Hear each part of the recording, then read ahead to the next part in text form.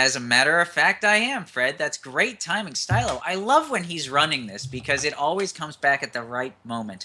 But yeah, so if you caught our show, our last show, there was a slight complaint that was put out into the ether. And Fred, what happened? Give us a little bit of a recap of what that complaint was. Exactly. So last week I bashed the studio pretty heavily. I forget the name of the super hot guys. I'm not sure what the studio is, but I was pretty expressive about the fact that I was very mad they wouldn't even reply to our request for a review code so that we could play the game and review it. Good news, we still reviewed the game anyways, and we gave it a score, I think, of something ridiculous, like 93. It's not on the website yet, but it's coming up, I think, within the next 24 hours or something like that. And yeah, it's the super hot guys who actually were nice enough to acknowledge the fact that we're live. We want to say thank you for that.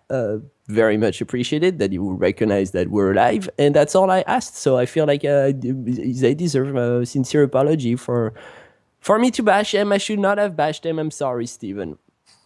So, and just so you know, apparently they are legitimately just called the Super Hot Team. So the Super Hot Guys is probably about as close to the actual. She's kind of cocky. Yeah. But it is a little cocky. I go bashing again, but it's they just kind of apologize, like, Fred. Yeah, okay, fine. Anyway, the point is, so apparently if Fred goes on a rant, stuff happens. So this is a very bad precedent. So to all the developers that might be watching the show, are you insinuating that perhaps they watched the show and perhaps they saw my rant and they said maybe we send those guys an email just to say sorry? You know, judging by the amount of hate mail and dead animal carcasses I get at my doorstep with your name on it, probably. But that, yeah. Maybe they were sending the email to say, "Oh, you don't like how we handled this? No, you don't get a game key." Well, it could have been just the traditional brick through the window, but even so, any developers that might be watching, if Fred rants about your game, it just means he cares. Yeah, and can I also just say what a beautiful layout we have for tonight's show? We have such tremendous artists on the team. Yeah, it's almost like it's the same guy each time because it looks like the same layout each time. Yeah, probably like patting himself on the back. I mean, are you open to other options? I mean, I didn't know this, Fred. I thought that was kind of your pride and joy was the graphics. It's well, I gotta say this one's a sober one, but it's a nice one. I appreciate the Hitman on the side. He's well positioned. I have to admit, it is kind of Spartan. There's not much to it, and that was a really good chance to make a Halo joke. And you know, like I love to just fill out the layouts with lots of flashy gaming stuff, but Hitman really is like I was scanning tons of pictures, yes, because I did the layout. I was scanning tons of pictures, and I realized, but this is actually Stylo was saying that on TeamSpeak earlier on, like the Hitman style, you're not gonna find that. It's very slender and James Bond like. Yeah, it's just with an extra barcode and a bald head. But speaking of which, let's get right into it. So we heard a lot from Fred, but I'm joined by a bunch of other crazy people tonight, one of which is actually a new face that has not been on the camera with OPN for a while, I think since the last time he got banned from another stream. But everybody probably already knows Shane, YouTube personality, right up there, blue shirt, has all the kick-ass gear and whatnot. I really thought you were talking about DJ. Not yet. He's the guy that you'll occasionally see on an interview with me or someone else, but that's one of the best ways to see him. He's also gotten a bit of an upgrade since last time. He now has a fancy old title now. Shane, what are you again? Officially. I guess officially I am the executive producer, and I'm going to be helping out on Twitch and getting stuff situated on the social media side of it. I'm looking forward to it. Wonderful. So all the memes that you see on our social media pages are his fault. Next up, we've got Paris, who is trying to hide from the looks of it. Paris, the editor-in-chief. If it's written, it's passed through his fingers. If it's bad, it's also his fault. Hi, Paris. Thanks for joining us. Hey, Steven, how you doing? Hi. He's still recovering from Far Cry. Yeah, how was Primal? We kind of look at him. He's suicidal. In case anybody hasn't seen, we did AAA Anonymous just this past weekend, where we roasted Far Cry Primal. Paris, as the one that did the review, how was it?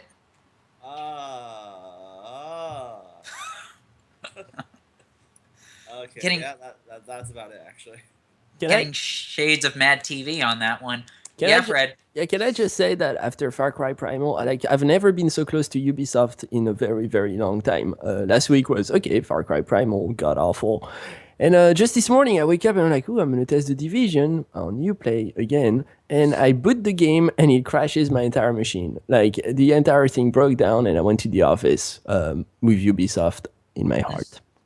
In your heart. Well, that being said, so the fellow that has no heart but has a lot of liquor, Eli, one of our esteemed writers, who is also joining us. Eli, how you doing?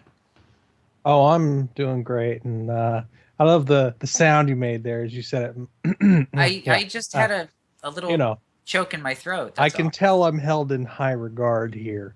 Yeah, I'm doing good. How are you? You are the bearded man. There are people in that audience that come just to hear your drunken, very I can straight-laced tell. ramblings. I can tell, but I'm confused by that because I just spew a bunch of shit. Well, that's kind of what we do best. Speaking of spewing a bunch of shit, in case anybody remembers us from a long time ago when we had a major streaming kerfuffle, I guess you could say, DJ Sketch has finally decided to grace us with his presence again. He used to be a mainstay on the Thursday night podcasts that weren't actually podcasts, and were more drunken reverie. So, DJ, thank you for joining us again. Thank you for returning our calls and emails and whatnot. Thank you guys for having me. It's always a joy, as always.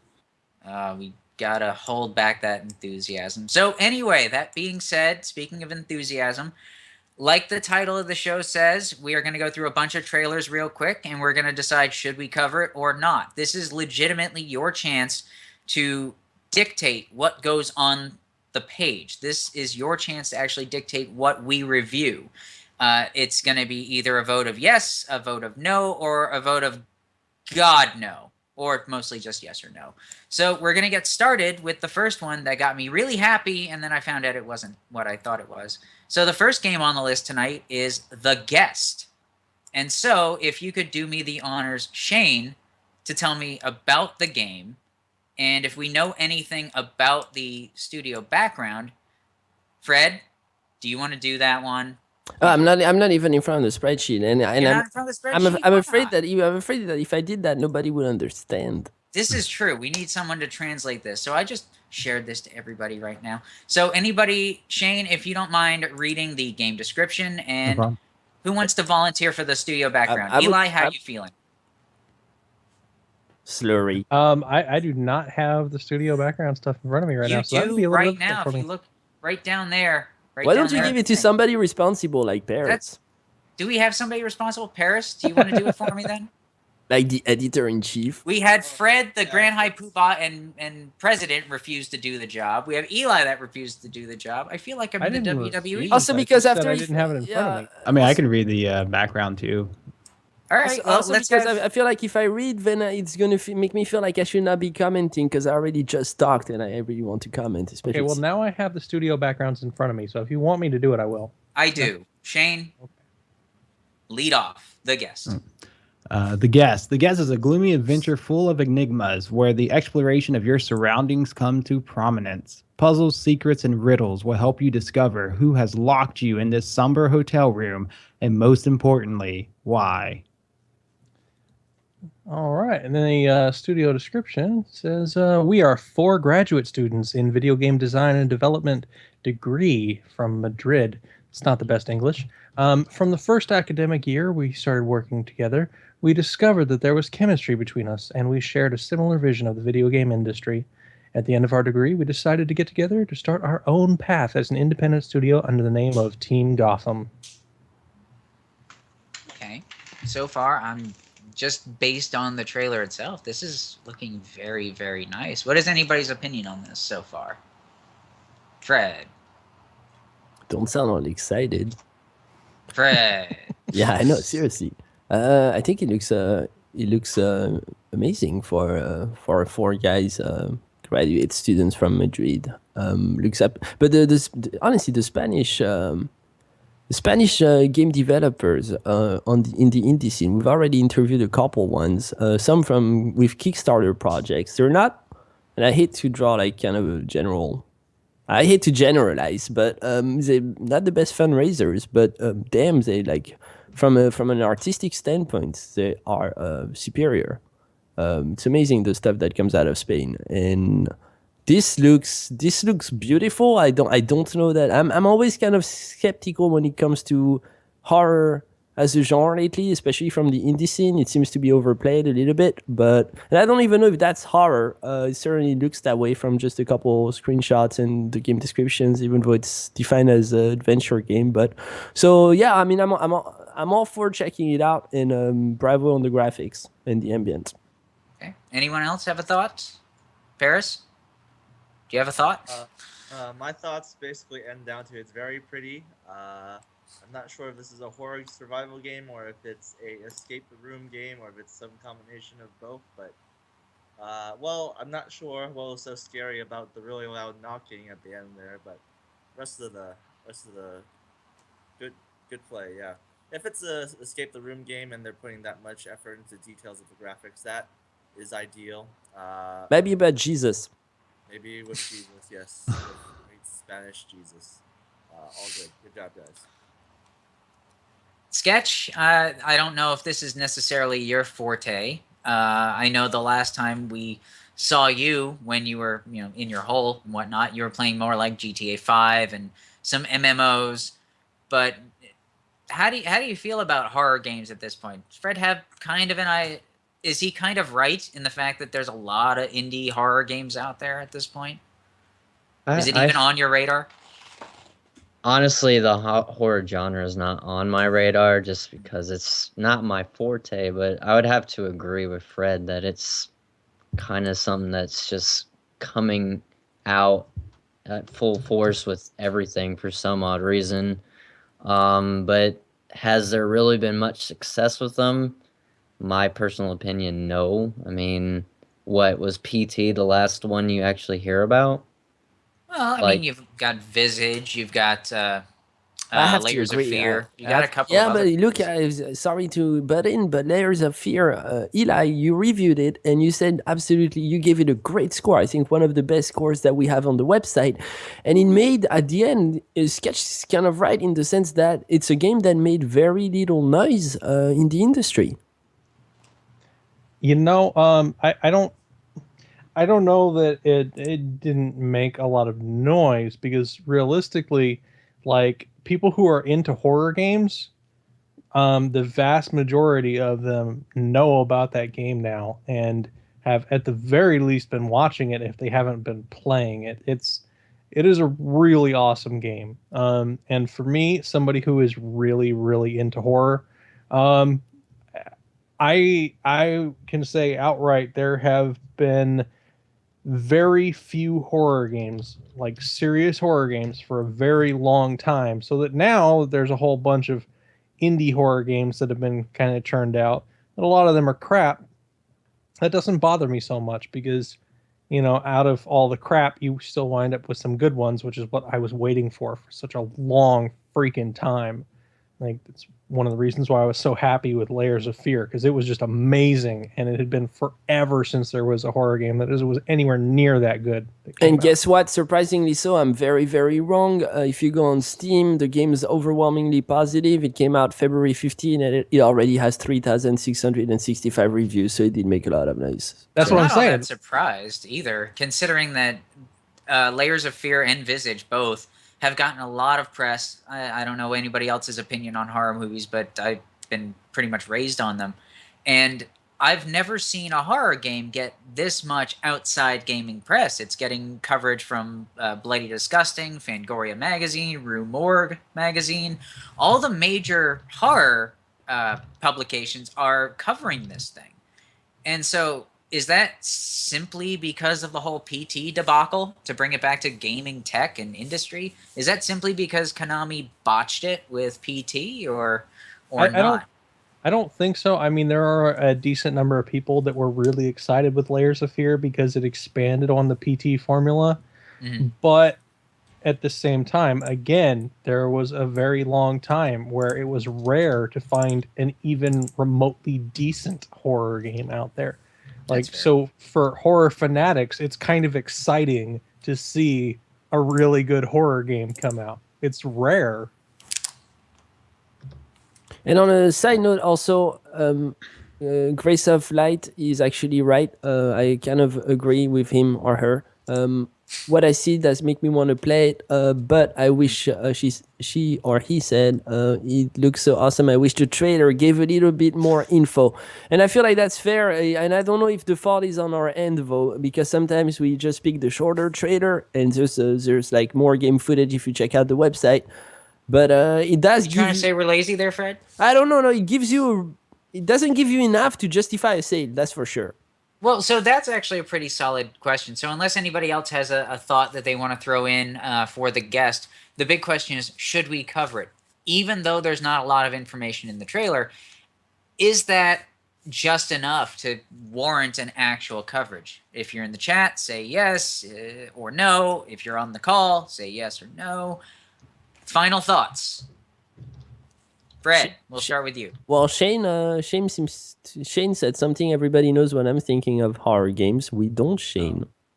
Oh, well, horror games for me, like, I don't know, I kind of got burnt out on them. So, like, I mean, it does have Spanish sketch Jesus in it. So I guess that's something. But He for said the Spanish sketch. yeah, Spanish sketch Jesus there. I mean, that's about it for me. I'm not a big horror guy. So it's, I can I pass, figured I that's guess. why. I figured you were falling asleep during the trailer, which I can Yeah. totally respect. There's been so many of them. But the question is, what are we going to do with this thing? Are we going to spend time with it? Should we come back to it and decide later? Well, what hells does yeah. anybody in the chat think? Yeah? Hells Fred yeah! says I mean, this looks great. I can't wait Okay. to see more. Okay, Little Debbie Snack Cake in the chat says we should also cover it. That's 2. Anybody else? Yay, nay? Majority rules. All right. We're All going to right, we cover it. We cover it. Awesome.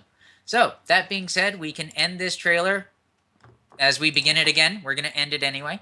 And we're going to move on to the next one with an interesting title. It's called Repeat. And so... Oh, this is high definition stuff. Apparently so. So, what do we know about Repeat from the description we've got? Repeat is a pixel art platform. Repeat is a pixel art puzzle platformer about time travel and self-recuperation. You play as Pete, a special guy that can loop back in time to help his past self solve problems, collect gems, and reach new heights. That's it. How did this make the top 10? Is what I want to know. Dude. Retro! People love retro. It looks like Mario. Anyway, is there anything we can find out about the developer? Well, it says Luke Godfrey is a PhD graduate student in computer science, a freelance web designer, and a game developer. He's worked on websites, games, iPhone apps, and a few miscellaneous projects in an array of programming languages.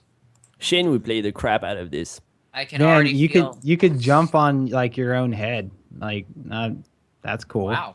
Yeah, I mean, That's Look at pretty it. impressive. I can already tell that Fred is kind of bubbling over because we know his opinion about mobile style games. You don't want me to comment on this. Yeah, we probably don't. I think it looks good personally, and maybe that's because I am kind of biased toward this kind of art style. But I like the idea of a time travel-y type of mechanic being worked into a platformer because I like platformers. Shane, any other thoughts on this one? I mean, I like the retro vibe to it. That's pretty cool, and it kind of has like that. It reminds me of Prince of Persia, kind of, I guess, like Yeah. with the whole like going back in time and redoing something or helping yourself do something else, I guess. But I don't know. It seems interesting. You get early access, man. Come on. You think it supports SLI? Probably better than most of the games coming out with it. Probably better than The Division, I'll tell you that much. Hey, we're not going to get into that one just yet. I think the rest of the internet has already done the bashing for us. Sketch, thoughts? Any? I My thoughts on early access is just a way to get in on some quick cash and then make a run for it. Can I actually, yeah, can we build, I thought that was can we build Kickstarter. up on this? Because I feel like, I feel that's so important. Like it kind of shocks me. I'm the guy at the end of the day who puts all the game on a spreadsheet so that we get to reviews. And I'm seeing this more and more games that are very simple. I mean, from a coding standpoint, very simple to put together. Doesn't mean I'm not saying they're necessarily bad. I'm just saying I'm kind of shocked to see more and more of them going into early access.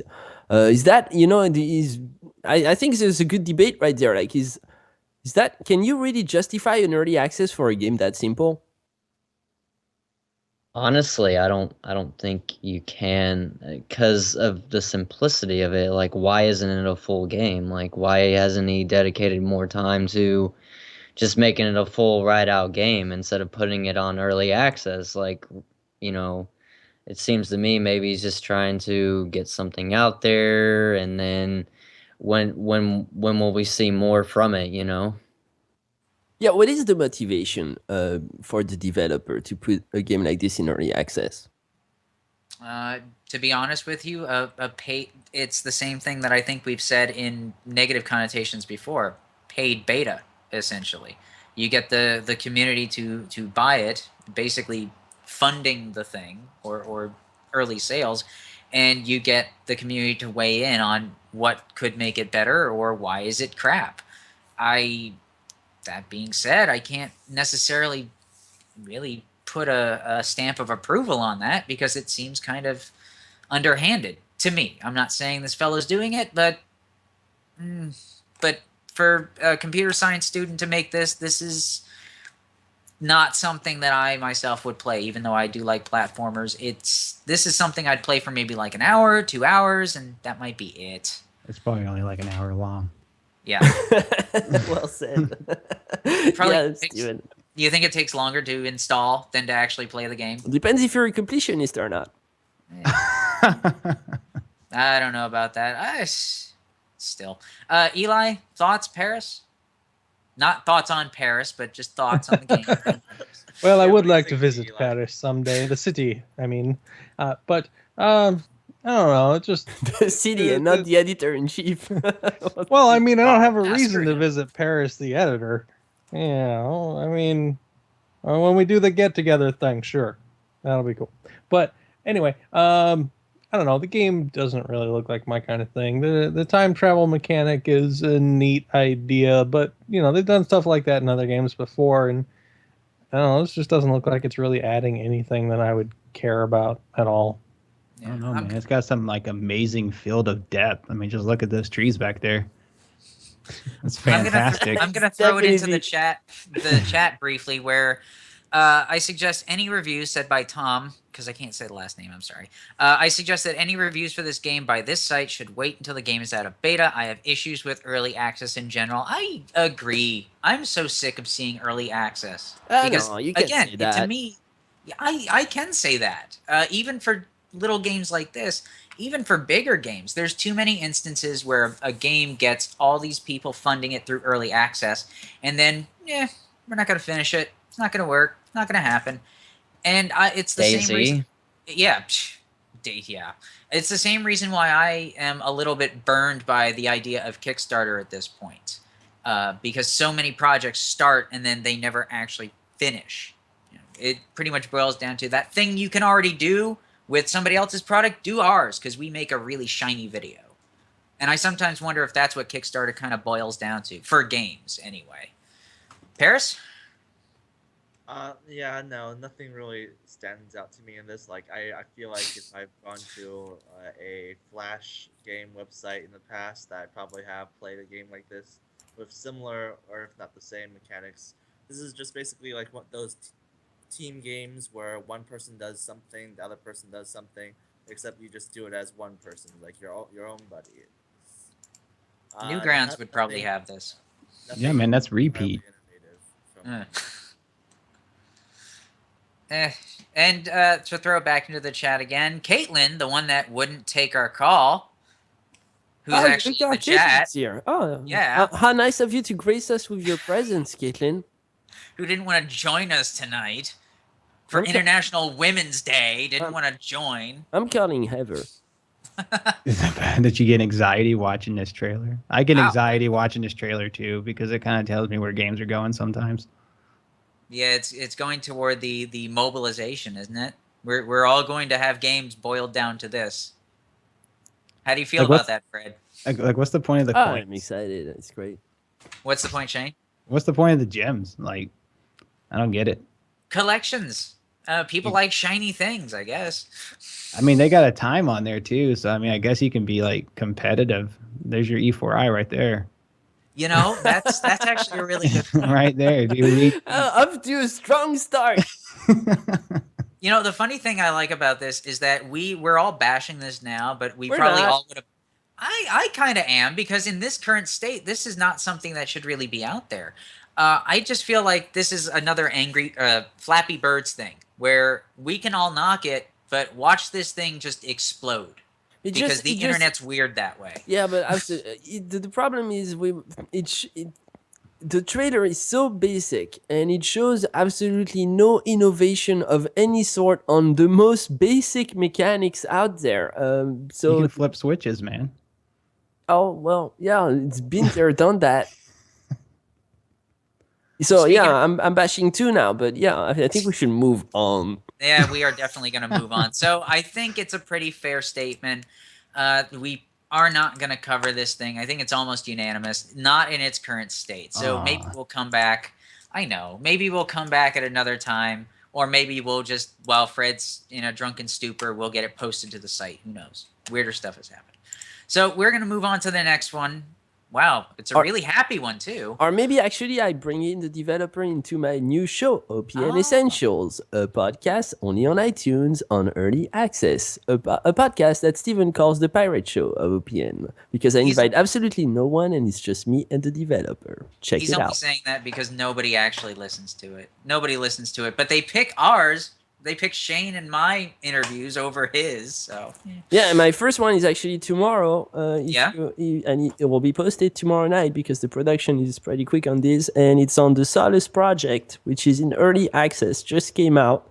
And that's actually a kick-ass game. That's the game I was referring to on Sunday night when I was talking about the indie scene actually putting out better graphics than Far Cry Primal. Well, that was the game I was referring to, the Solace project. It's really solid. yeah, you mentioned that. So you're going to be talking to them when? Tomorrow, but it's not live. So by tomorrow Oh, night, check us out on iTunes and you'll find the podcast. And it'll probably go up later that day. So people can just go to our iTunes page and they can check it out and they can download it. It's a good concept, honestly. I hate to throw a plug in, but it's a good concept. You're only saying that because it's yours. Yeah, no, I spend a lot of time going on Steam and looking at the feedback, which is what early access is supposed to be. That's why when you say you're fed up with early access, you're kind of killing my show here, killing my mojo, because It's what I do. Because it's not an easy show. It's a tough show for devs in the sense that I actually address all the comments, the good but mostly the bad from the Steam community about the game and how they react, instead of just the PR that often comes on Steam. We're fixing it, or we're looking into it. It's an opportunity for the dev to really address some of the concerns that the community has and speak. And I actually quote the people, actually give credit to the people who made those smart comments on Steam. So I put some research in it. Check it out. Has anybody flat out said, yeah, we don't care about Yeah, the community? that happens all the time, every day at OPNoobs. No, not us saying I thought it, you the meant in my email request. Yeah, like a lot of early access is kind of a tricky thing because some of those comments, when a game makes a lot of noise, I really wonder what the developers go through just scanning the Steam community hubs and all that, because some of these comments are, they're not constructive. They're just people bashing games. Others are. So I think the developers have to take that with a grain of salt for sure. That's fair. So let's get back to bashing games. The next one on the list is called Upwards Lonely Robot. Upwards, Shane. Simple to play but difficult to master. Upward Lonely Robot combines the addictive One More Go gameplay with quirky, endeavoring, I can't talk tonight, art direction with intriguing cryptic story to bring you a gaming experience unlike any other. Eli, you are muted, sir. This is true. I was. Developed by Random Layers, published by Kaseto Games. At Kaseto Games, we think of ourselves as the developer-friendly guys. Our mission as the digital first division of Calypso Media is to work with experienced, enthusiastic, and independent development studios to help deliver great games to a global audience. Well, I guess that works. I can't look at a tower anymore without hearing Mortal Kombat ambient music in the back of my head. Dun, dun, dun, dun, dun. Basically. So this is basically a puzzle-ish type of game. We see a lot of these lately. Paris, what are your thoughts? It's such a happy-looking game with a happy-looking environment, but apparently it's the apocalypse and humans or robots are at war or something. I do not understand the trailer's background on why this tower is here and why you're going up on it to see a tree, but you don't really need that much justification for a puzzle. As long as it's got good timing and there's no ways to cheese it or anything, it'll do fine. It'll do fine in the market. Okay. Sketch? Again, not your forte, but thoughts? No. I feel like it could be almost like a mobile game in some aspects. Ooh, that's usually never a good... So is that an insult to it, essentially? I can't mean, see yes it in and the mobile. no. Yeah. I mean, yes and no. I mean, if it does have a mobile like scene, then it's just another one of those mobile games that has reached the PC for some odd reason. But aside from that, I mean, it looks okay, I guess. I don't understand why there's like a fruit tree at the top of the tower once you get to the top, it seems, and there's robots trying to get to a fruit tree or something. I don't know. It's apparently been nicknamed Balcony Climber 2016 in the chat, so that's always... I want to hear more about that game where somebody gets locked out in Detroit and has to climb up their condo. I think, wasn't that Revenge or Rampage, actually, the old coin-op game?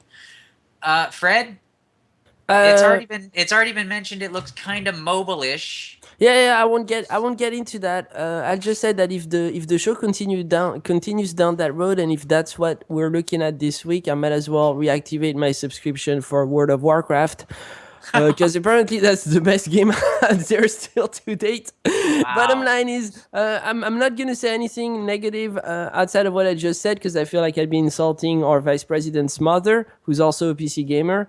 But I feel like she would probably love this game, and good for her. Okay, Shane? I mean, it looks like it'd be kind of fun. I mean, it's like a little puzzle game. I mean, you're a robot that's climbing a tower in the middle of the mountain. I mean, I can dig it.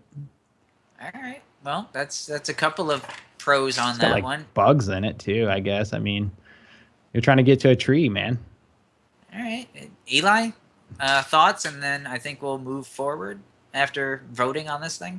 It just doesn't really look that entertaining to me. It's just hopping platform to platform to get to the top. Like, I don't see anything about it that would make me want to play it. You have legitimately just explained Nintendo's first 10, 15 years in one sentence, though. I mean, Yeah. platform Nintendo games was are more pretty much creative that. than this with their early games. It's something you would see on Ice climbers. Something you would Ice see on climbers. it's something you would see on an iPad walking into an Apple store. It looks nice. It's fair enough. So, but does nice really get anywhere at this point? We see a lot of nice games. We see a lot of ugly games. But how much gameplay is there to this? We don't really need a plot, but how much gameplay can there be out of climbing a tower? In this case. You asking me? Yeah, I'm asking somebody. I'm asking anybody. It's, I mean, I guess it depends, right? I mean, one thing we're seeing is the beginning part of the trailer. Maybe it gets a lot more sophisticated, and maybe you change your background. But I mean, I think it's great for the people who want to kill some time and do like a quick puzzle game. I mean, I know Zirian in chat, he said he wants to play it. So, I mean, obviously it has some appeal. All right, If people so in chat are interested. Yeah, we've got at least one good one in there. We've got at least one or two positives here. I mean, I'm on the fence, so I'm going to abstain. But overall, I don't think we're probably going to cover this one from the looks of it, just from the numbers game. So You never know if we get a new writer. We get Yeah. that's the typical game that's gonna go out to a new writer just to test him out. yeah, I mean, to be honest with you, that's one thing that should be mentioned. OPN, in case you guys aren't aware, it's totally community driven. So if somebody wants to take on this task and they want to review it themselves, they can submit it to the site. And if it's, if you manage to slap some words together that make sense, we're more than happy to put it up on the site. We're more than happy to give you credit and maybe bring you in on one of these crazy calls. So Yeah, and you never know. in 2 more traders, we'll be giving away the first game, which is That is Thief. It's not the good thief. But It's the bad Thief, but it's the recent Thief. If it was Thief Deadly Shadows, I'd be throwing in my own numbers, but I already have it, so whatever. So the next game on the list is Caravanserail. Caravanserail? They got some words. Oh, that looks good. That looks good. Caravanserail. Inspired by the trading mechanic of some of my favorite strategy games like Pirates and by Caravanserias, trading posts in the desert where people used to buy products from caravans. I try to recreate the feeling of trading in old times. You have to let caravans pass, remember the prices, and deduce the market tendencies by yourself. Eli, don't be muted. Yeah. I love this developer description, by the way. Okay. Single man developer Jerome Bodin. That's it. Jerome. Jerome Bodin. I'm Jerome. sold, man. It's Just made by Jerome. Yeah, I'm Yeah. done. I want it. I'm done. Fred? I have quite a few things to say about this game, unfortunately for you guys. Sure. So the first thing is that Jerome is unreachable because there is no website, there is nothing on Google. I know because I just checked today. Somebody requested this game already. I think it's Dylan Latu for one of our writers. Okay. There's absolutely no way to reach out to this game, and it's a first. Like, usually sometimes it's tough for me to get to a developer because it's a small game, they don't have a website, but even I find a Facebook page, I find a way to get a key. Here I'm like, I do not know how to get a key, so I guess we'll just get the game. So obviously, if you're listening, developer, you get something up there so that the press can actually cover the game, which is a good lead to my next point, is that conceptually, at the very least, and graphically, hats off, man. This is a one-man show. This is conceptually pretty. It looks pretty smart. It looks original. It looks like something I could actually I define as a PC game.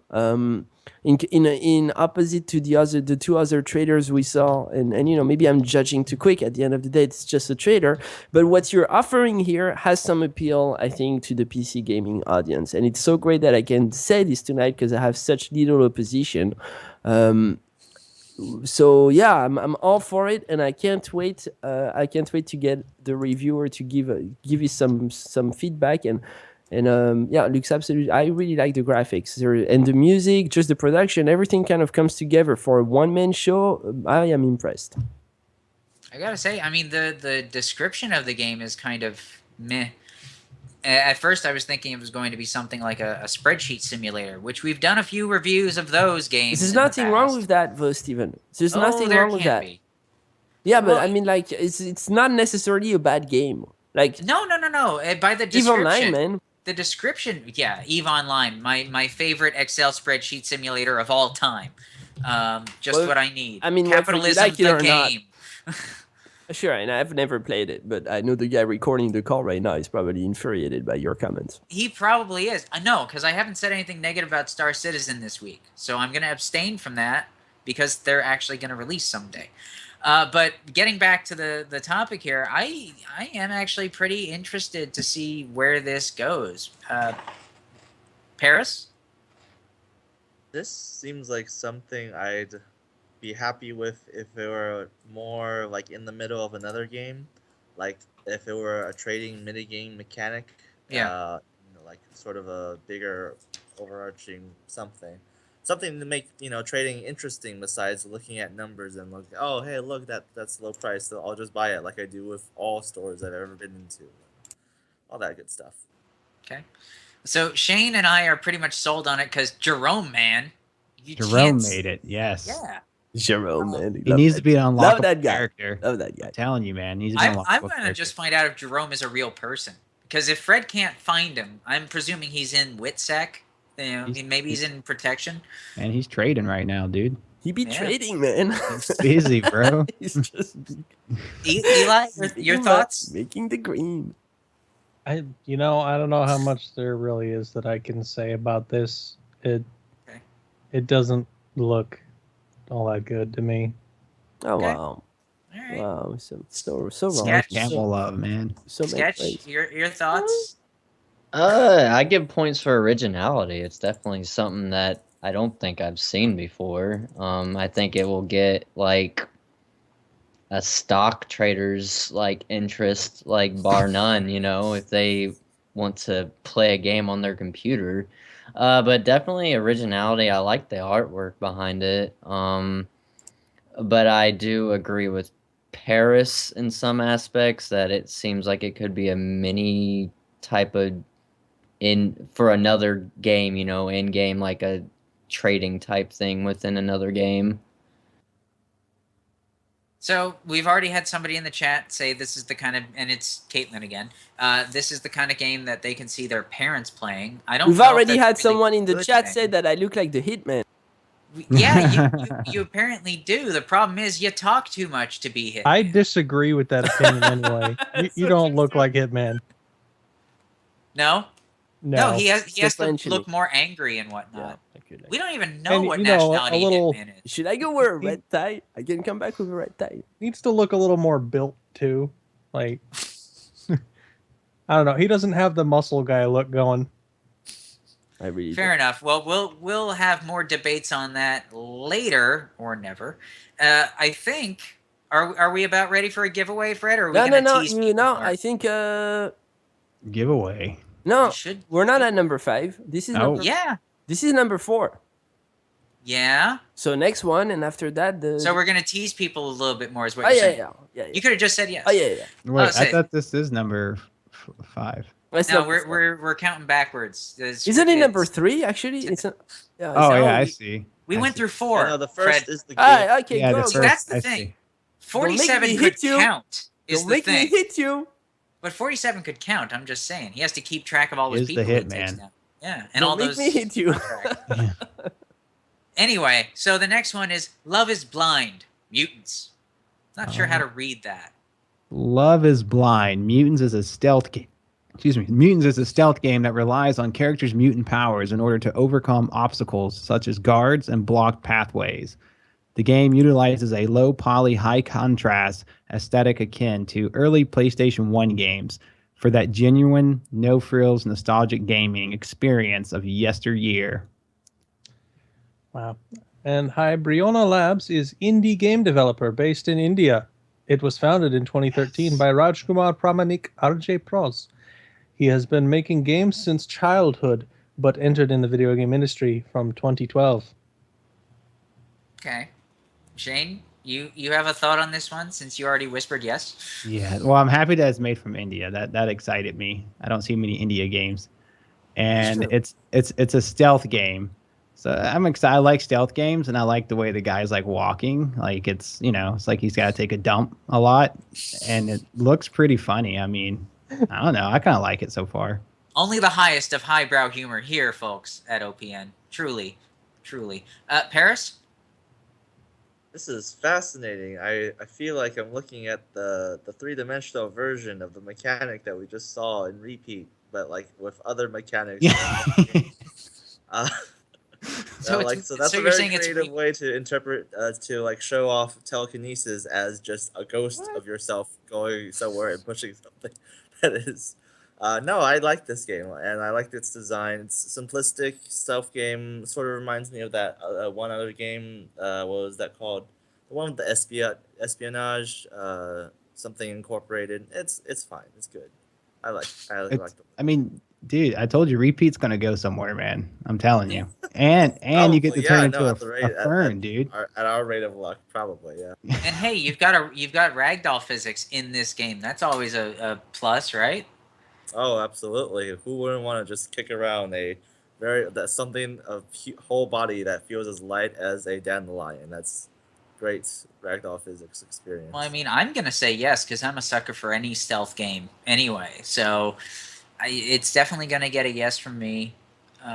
From what I'm seeing, I'd like to see more, but I can understand why there's not more. Fred? I would give it a yes, but I wouldn't be expecting a good score. Okay. No Does Indian this remind anyone else of Hitman Go? And I don't know, like Hitman Go just got released. I forgot who reviewed Hitman Go. I think it was Trevor Taddy. Yeah, he just reviewed Trevor it. Give Taddy, it, yes. yeah, give it a phenomenal He score. gave it a high score, yeah. Yeah, really high score. This looks a lot like Hitman Go. I haven't looked into Hitman Go, so I don't know if it's comparable at all. But I believe Hitman Go is more like a board game than this. Yeah, Go itself is a board game. It just happened to have Hitman tethered onto it as a okay, then your maybe product placement, but- it's just the way the way the camera works and the way the game presents reminds me of the game.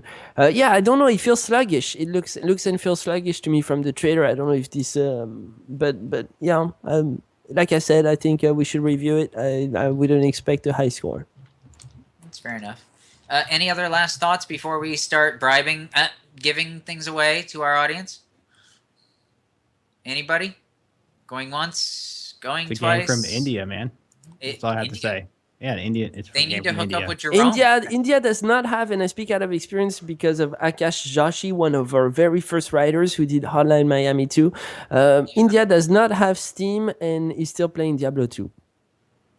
Well, playing wanna Diablo see 2 it. is What's wrong not with that that? bad. I mean, No, I mean, like, they don't have Diablo 3. Like, it's not an option, is what I mean. Oh, then I don't want to move to India yet. Okay. You don't want it.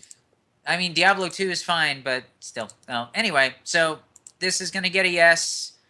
We're going to see how it goes. Hopefully it goes to somebody that will give it a good home and give it a good review and whatnot. Maybe we can get Jerome to hook up. Jerome. Maybe Jerome Yes. wants to come on. That would be great, actually. But now, Fred, I think it's about time that we give people something that they actually want to see and give away a game.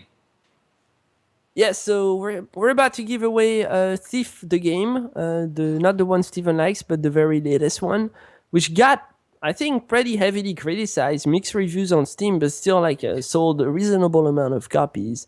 And looks, I've always wanted to play it actually. Looks absolutely gorgeous, and the artwork looks great. So even if it is not a great game, I think it's still nice to have it in your library because I'm shallow like that. So we're gonna give a number between 0 and 100. Everybody, usually we have the wonderful, the pillar of our community, Caitlin Manka, but she did not answer the call tonight, so she's not here with us.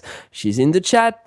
Where are you, Caitlin? Caitlin, Dare can you call her a pillar? Actually, Caitlin could still do the giveaway because she could think of a number between 0 and 100 in the chat and then declare the winner. So, Caitlin, please acknowledge that you're here. If not, I'm going to have a backup plan, and I hate to make the backup plan Eli Ross. She's I feel going like to he's- refuse, I think. I feel like Eli, in a way, is OPNoobs. Oh my god, this is gonna be controversial. I'm still gonna drop it. I feel like Eli Ross is still like Caitlin's lesser half as OPNoobs.com. So, you think of Caitlin, you think of Eli. Sure, Caitlin has a boyfriend and he's a great guy. Gary, we love you. You're a terrific writer. Please Fred, stop talking. I'm just saying. You're That hole. you're taking this down all kinds of wrong paths. You know that, right? Wait. Caitlin is picking a No, I'll number. do it. I'll be the backup. No, we've got Caitlin. She's in the chat. She's gonna pick a number. I'm sorry, Steven. I just want to talk a little bit about. Stylo, mute that man. I want to talk a little bit about the Academy Award. I'm just. Who do you think you are, DiCaprio? Get the hell off the stage. Caitlin's got a number. Global warming. Everybody, please plug in your number between 0 and 100. Thank you very much. Fred, you just want me to give you a bigger shovel so you can get to China that much faster? Is that no max comments? Pick There we a go. number, put it in the chat for your chance to win Thief, the first giveaway. And at the end of the show, we'll be giving Final Fantasy 13, both from Square-Enix. And I swear it's got nothing to do with the fact that Steam just had a Square-Enix sale. We No, got it has minus absolutely 273. We got a 53. We got a 37, a 21, a 77, and a 42. We got a 4. And why don't we keep the show rolling, Steven? Let's get Really to the next should, to be trailer, honest. and we're gonna give the game after the end of the trailer, after That's the end of fair. number That's 6. fair. So go ahead. Yep. So now, well, thank you for the permission then. So Oh. the next game that we're gonna look at, the next game we're gonna look at is Ares Omega. I'm betting it's gonna be a space game. Ares Omega is a top-down roguelike shooter. You play as a soldier fighting against a robot rebellion on Mars. Explore procedurally generated levels, upgrade 45 skills across 3 skill trees, and find over 50 different weapons to help you destroy the robot leaders. Eli, Selenion Games is a small independent game developer based out of Solvang, California, and was founded in 2015 by Kenneth Reedy. Our goal is to create fun and memorable games across a wide range of genres. I've never even heard of Solvang, and I'm in California. Where is that? I have no idea. Although I'm getting a serious Smash TV vibe off this game, and suddenly I like this game. But like- Can you not? This has Dan Wheeler written all over it, by the way. this is very much right in my wheelhouse, to be honest with you. We actually did do an interview recently for a game that was kind of sort of similar to this. Kind It of. was yeah, sort of, kind of, but much nicer looking. Assault Android Cactus, which is still my favorite title to this day.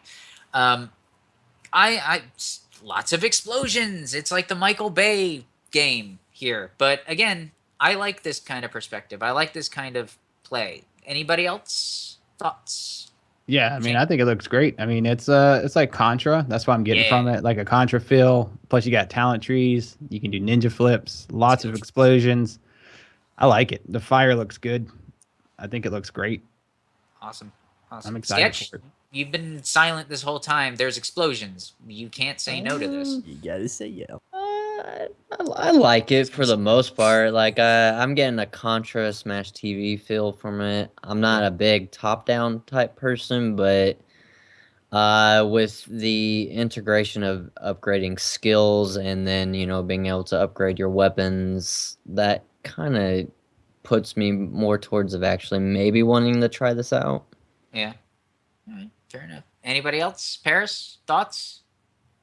I just want to make wow, Fred. it's very shiny. I love the Shiny. lighting effects of it, of the hiding the other doors. That has a lot of potential to have like Easter eggs and hidden levels and stuff. And I hope they do that with the game. And it's explosions and it's done in a very clean way. I think a lot of people will enjoy it. Yeah. Explosions. Yeah, on my part. Fred. Yeah, I'm gonna keep it short. I feel like I wouldn't be a gamer if I didn't say "Hells to the yeah." I mean, "Hells to the yeah." This looks freaking badass. I'm sold. Yeah. All right. Well, that's pretty much the only unanimous I think we've ever had on this show, come to think of it. So, yeah, we're definitely going to be looking into it. We're definitely going to be reviewing it. And I think we're all going to know who is going to be doing this one if he hasn't already been screaming dibs, whether he's in the chat or at his own house. And Caitlin, give us the lucky winner while Steven does a little plug-in for OPNoobs. Oh, do I have to? You do. Oh, okay. So what plug can I possibly give? Like I said, OPNoobs is essentially a community for gamers, by gamers. Everything that's on the site is not paid for by the producers or developers. It is legitimately our own thoughts. It is anybody that wants to be part of it, as long as they can write or be friendly on camera or just bathe. We'll take anybody. But really, anybody that wants to be on camera, anybody that wants to write a review, submit something. Throw something at us, and we'll throw it at Paris, and he'll say, yeah, I'll take him. Or, nah, we won't take him. And we'll find a place for you. But again, it's one of those things that is totally for gamers, by gamers. Who are we giving this poor Magic. Sorry, magic number was 51. So magic number was 51, which means the lucky fancy winner is Dan Wheeler. Going away with Omega Blade X Dan Wheeler. You are the fancy lucky winner of the fantastic game Thief. As we say in French, voleur. Don't lie to him, Fred. Don't lie. You said fantastic game. It's great because if the key doesn't work, then Dan doesn't complain. Fair enough. Either way, we're gonna move on to another space game. Yay! It's called Moonhunters. Let's go. Moonhunters is a 1 to 4 player cooperative action personality test RPG in a rich, ancient world that's different every time you play. Build your mythology as every action and choice contributes to your remembered a constellation in the night sky. Sorry, I can't talk tonight. Play the little story from a different angles to uncover new sides, the characters, conflicts, and side stories. Try out all 4 hometowns and 6 playable character classes, each with their own abilities and randomly available upgrades. And console yourself in the fact that I can't ever talk. Yeah, I know. I'm just like, just can't talk tonight. It's not happening. So I was lied to. There's no space here. I like it already. Go. Kitfox Games is an independent Montreal-based company that's dedicated to creating only the highest quality games. We have a soft spot for exploring and discovering new worlds. I can't do the first-person things for these without making it into a silly voice, because I'm just like, write it in the third person. That's fair, I guess. Okay. So Avatar. I like it. Yeah, I'm getting Avatar. that kind of feeling from it. It's Airbender, man. Yeah. There's that's something basically cool what it about is. this. Yeah, this thing is awesome, dude. Yeah, something cool about this. This is gorgeous, to be honest with you. Paris is the only one abiding by the policy. I feel like you should talk, Steven. The heck with the... You didn't do it either. I don't have to. Paris. I'm above it. Actually, I'm the one in charge okay, of keeping people out, sir. Ferris, your thought. Okay, I actually immediately fell in love with it. This at like in 2 seconds in, it just has this. It's so well put together and just very. We use the word polished a lot. I don't want to use polished, but I didn't bring my thesaurus, so it looks very polished.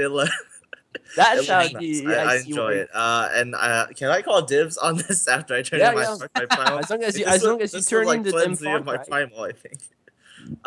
No, it looks good, and it's not even like when I heard space. I heard like, oh, you know what?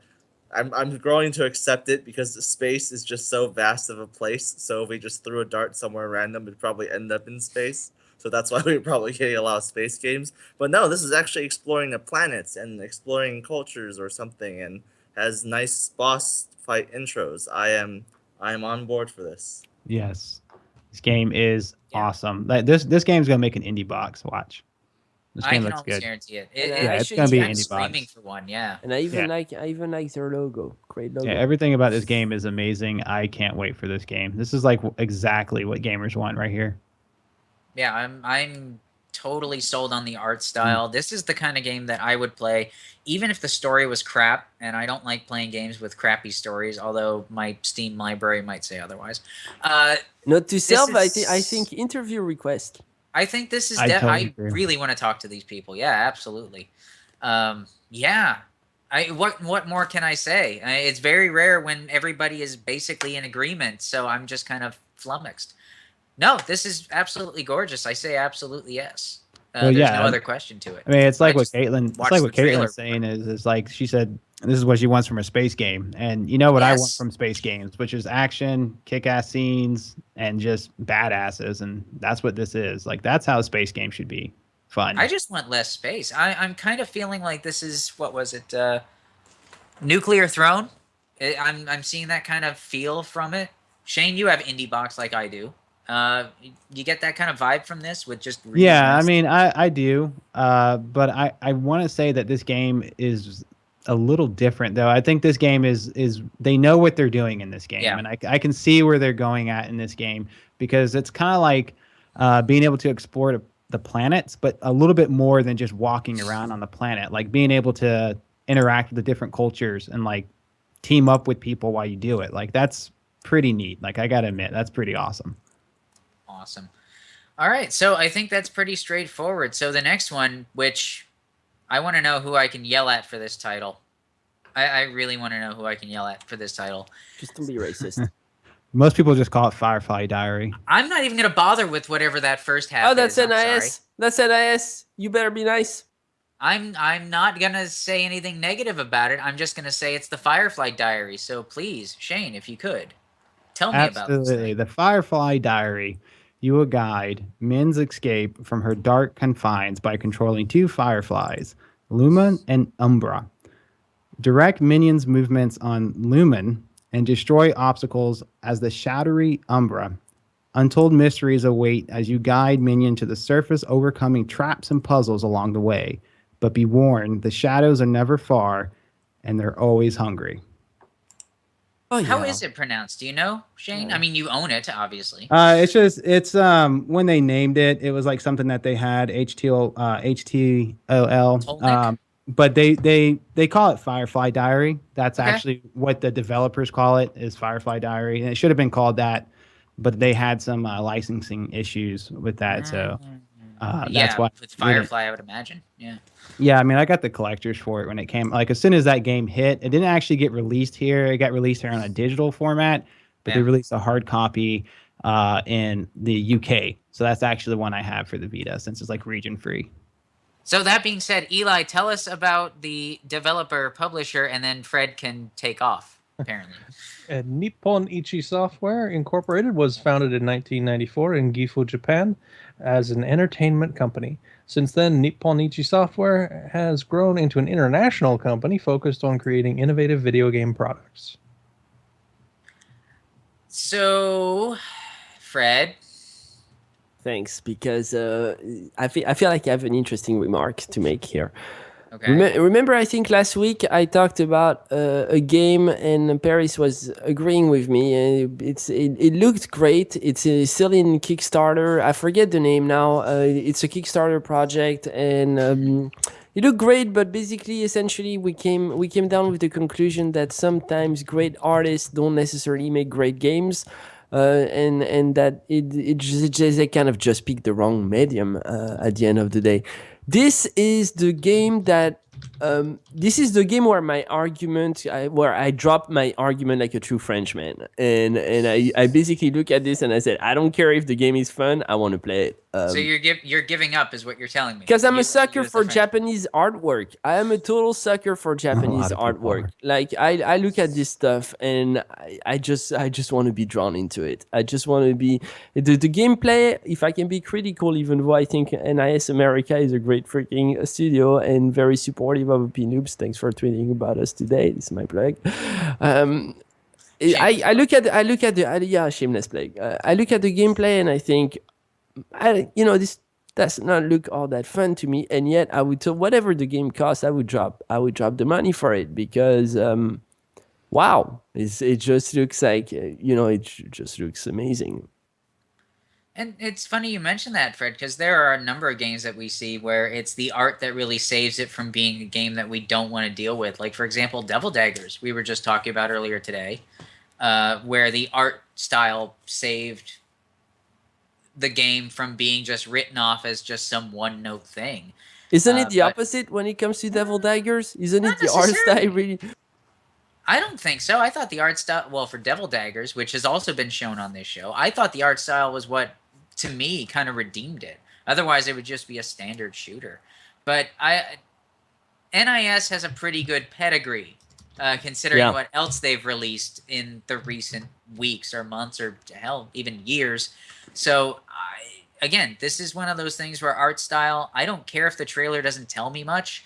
This is one of those things where I'm already drawn in just by the fantastic art style, and that's all I need to know. I mean, you would buy this for the cutscenes, essentially. Yeah, absolutely. And Yeah. Shane, since he's already kind of jumped ahead a bit and he's already got the thing, can you tell us anything about the game and all? Yeah, I mean, I've owned the game for a while. Like I said, I picked it up in the UK when it hit because that's the only one I had the hard copy besides Japan. And this is obviously a port to Steam, and I'm happy to see that NIS is taking their time and starting releasing things on Steam because they usually focus more on console. And it's a NIS game. I mean, bottom line is, regardless of the gameplay, when you play any NIS game, the story alone is going to captivate you in a way that you probably wasn't expecting because they don't choose suckers. They just don't. I mean, they never do. I mean, like 45% of my entire gaming collection is comprised of NIS games. Like literally, like on the back shelf here, back here, like all these boxes you see here is mostly NIS games. And so this game is really unique. You're going to be switching between light and dark, obviously, trying to solve puzzles, trying to get out. Almost has like that the eco feel to it. Ico, if you guys were playing Ico before, where it's kind of like you just wake up and it's like figure it out. You know what I mean? Like get through it. Yeah, there's really no there's tutorials, but not really, if you know what I mean. Yeah. And this game is fantastic, and I just want to say I'm happy that NIS is finally like starting to take to Steam more, because they've always been on console. So I'm excited. And I mean, they're dead on, man. Like I can tell you, out of my recent experience, they're dead on connected to the community. Like these guys, one of the few big publishers who actually presents themselves by first name over email, say be your point of contact moving forward, and then they check your stuff out, they tweet it out, they whoever you are. I mean, at the end of the day, we're still a small audience, and it's the mentality. When we started the show with Super Hot, and I was talking about the much bigger studios that know how to reach out to all the communities from gaming,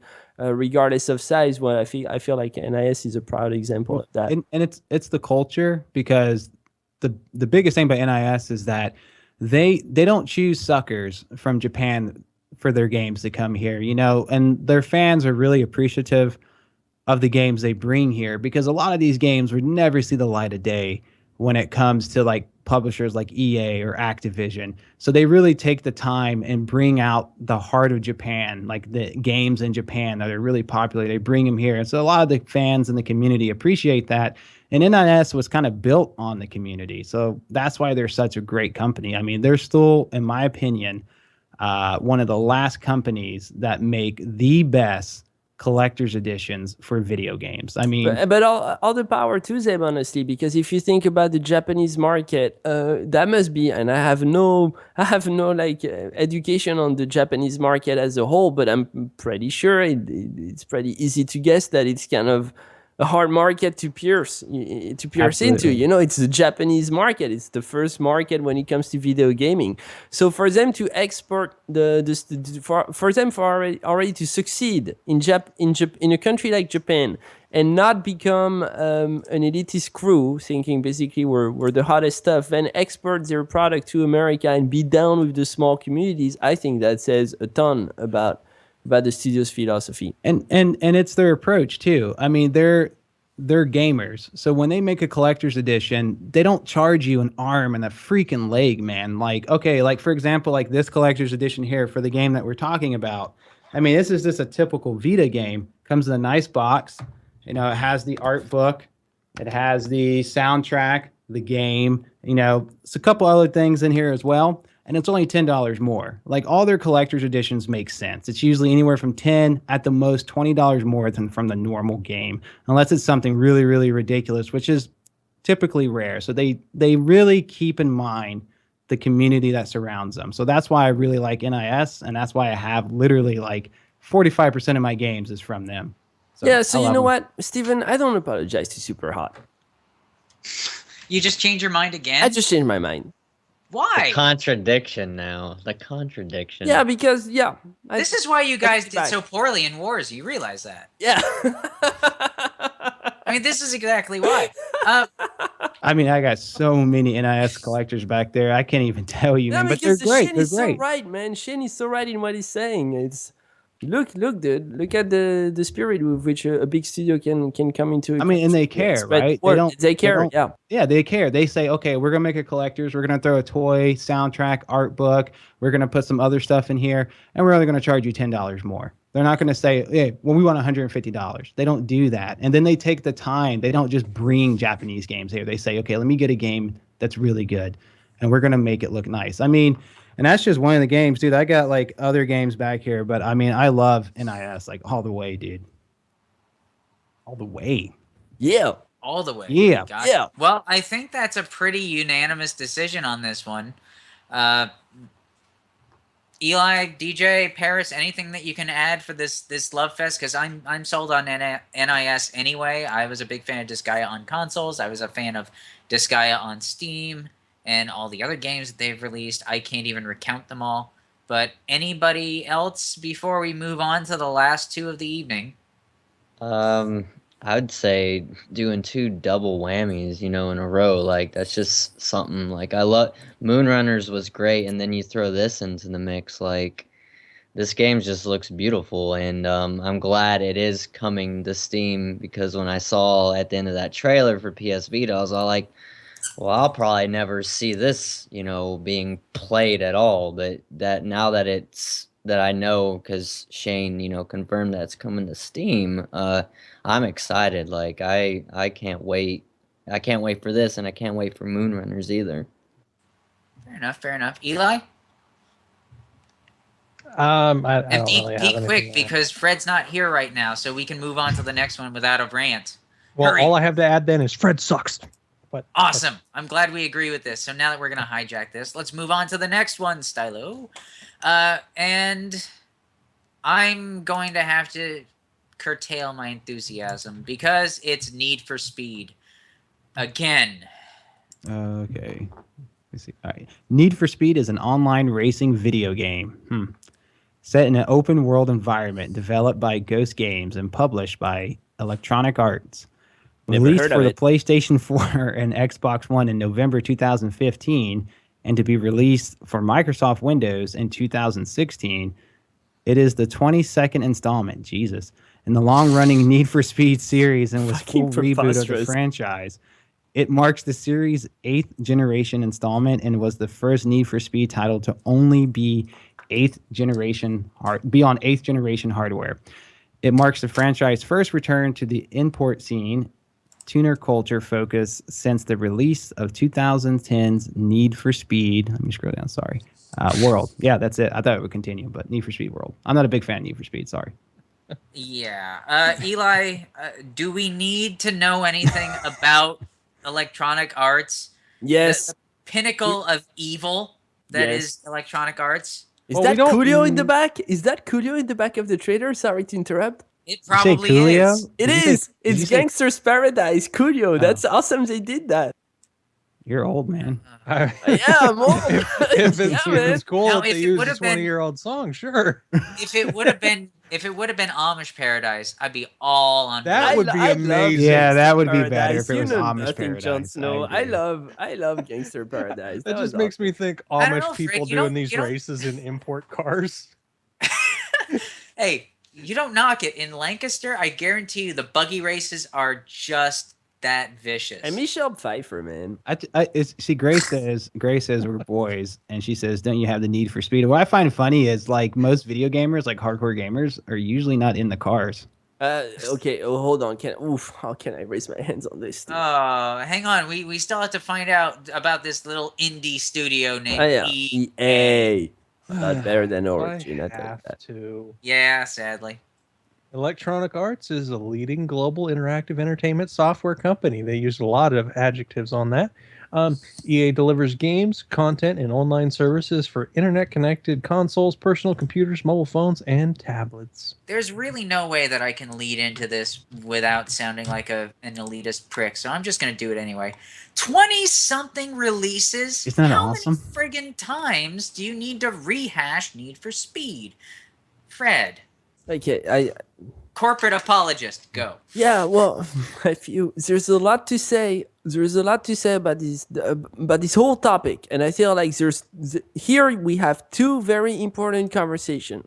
One is on EA and 27 release of Need for Speed, and then the other one is on car racing as a genre, and why you guys have a problem with it and I don't. So why don't we stick to subject one first, and then we'll get into subject two, which is EA and 27 releases of Need for Speed. My argument is, especially after what we've just seen with Ubisoft, EA takes a whole lot of crap for no good valid reasons. I feel like Valve, in some way, Valve escapes all criticism. Valve software. Everybody Oh, loves it. that's not true. Everybody wants to use it. That's not true. Oh, That's yes, it is. way Yes, it not is. true. Oh, yes, it is. Absolutely, man. Are you kidding me? Team Fortress. Have you seen some of the comments on some of the Steam boards? As My a ticket. God. yeah, but that's not serious Wait, Or conversation Reddit, here. for You that can't. matter? You're saying you like the game? Essentially, you can't say that some of those comments are really like the hate for I don't. Yeah, I it's- can't Game say. Mule and all that. But You're gonna are you find saying that on you like Steam. Need for But Speed? I feel like in many ways, Valve should be a lot more subject to our criticism than EA is. EA is actually opposing Valve in a way that's healthy as a whole for the industry. Whereas Uplay is just kind of tagging along with EA to be that third party, but really doesn't deserve it. You realize that's exactly why Origin came out in the first place, right? They legitimately released Origin because they didn't like paying Steam, or they didn't like paying Valve that 33 and some I odd and I percent. agree, like exactly why, and I totally agree So with that what on makes EA. Origin- Politically, Valve takes a 40 to 50% cut of all the indie devs' 30. hard work. Do you realize Yeah. how big that is, Steven? Like you're For an talking, indie we just saw. developer, yes, but Wait, I think what- EA what is can this? afford it. What's going on with Need for Speed though? I mean, are you saying you like it or you don't like it? Yeah, I'm let's saying get when to it that comes, first, and okay, then so we'll get that's into the the rant. okay. Yeah. So as far as Need for Speed goes, and car racing as a genre, there is a part of me that wants to say, I wish I had a separate second life that I could exploit entirely for car games as a gamer. I never ever play car games, but every time I get into all the way from Gran Turismo all the way to Need for Speed, and then I get into my car and I go to work, I drive a little bit more like a maniac. I'm gonna take this turn and I'm gonna take it well because I failed. Don't so tell many- Hillary that. yeah, God, because I failed so many times last night in my game. I know how to take the curve a little bit better. Like there's a real pleasure to driving. I hope to God you don't play Burnout and feel the And same the way. fact is, yeah, nitrous. And the fact is, there's a real simulation here, and there's a true art in mastering car games. Need for Speed is a little bit more on the superficial entertainment, flashy, chase the cops are chasing you type of GTA, a little bit influence crap. Fred, is it I give true you that that. you drive a Prius, Fred? Because that No, throws your whole argument out the water. Bitch, I drive German. I drive a Volkswagen GTI 2009. What you've got? I'm an aficionado when it comes to driving. Of course, I drive the poor man's fast car. It's a fast car nonetheless, and I truly enjoy it. When I play occasionally a car racing game, I get into it, and I wish I had the time to dedicate myself wholly as a gamer to car games. Car games have nowhere to go, in my opinion. Meaning, like, you really can't revolutionize the genre. It's a Or genre it that goes in a left turn. it's a genre like that's stuck fast- with just learning how to drive well and simulating the driving as a whole in a way that. So, am I gonna bitch at 22 releases of Need for Speed? No, because I feel like every single generation, and I'm not talking like a 20-year long generation. I'm talking about a 6 months to 2 years gaming generation, because generations in our industry go fast. They need to get connected to car racing as a genre, as a video game genre. They need to appreciate it, and the industry needs to keep moving with new titles every year or two. So I'm not against it. I think it's great that Need for Speed is still alive. It's not the best car racing game, but it influences the industry and the genre as a whole, and for that, I'm for it. So I have to question this. You did, on a recent episode, the AAA Anonymous, just this past Sunday, you bitched about Ubisoft re-releasing and rehashing things, and yet you somehow feel that there's a need for 22 Need for Speed games? Yes, because Need for car racing as a whole is an exception to the rule. I want a Need for Speed for boats. I think Shane's got the right idea down there in the Caitlin brought chat. it. Yeah, Need for Speed for boats. I mean, that'd be epic, actually. No, because you're never going to go to the office in a boat.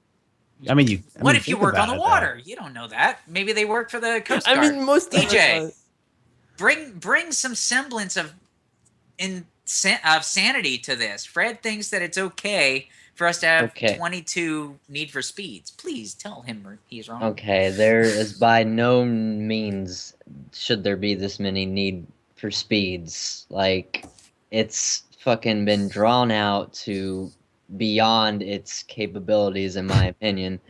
And a lot of it has to do with that these games have ridden the the coattails Yeah. of Fast and Furious, I believe.